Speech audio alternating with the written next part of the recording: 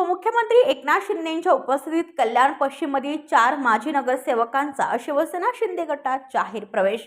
उपमुख्यमंत्री व शिवसेना मुख्य नेते एकनाथ शिंदे यांच्या प्रमुख उपस्थितीत जाहीर प्रवेश सोहळा।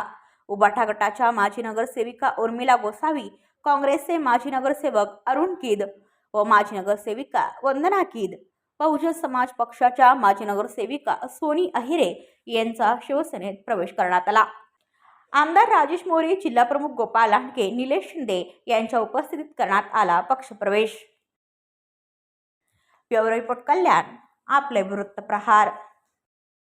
तुमच्या आजूबाजूला घडणाऱ्या घटना पाहण्यासाठी आपल्या वृत्तप्रहार वाहिनीच्या YouTube चॅनलला सबस्क्राइब करा।